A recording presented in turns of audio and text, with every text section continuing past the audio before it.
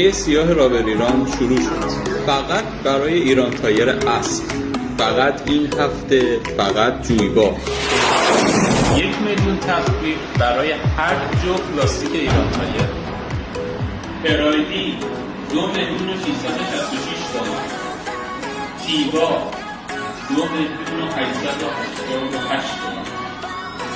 پژویی 2,999,000 تومان. هر جفت لاستیک.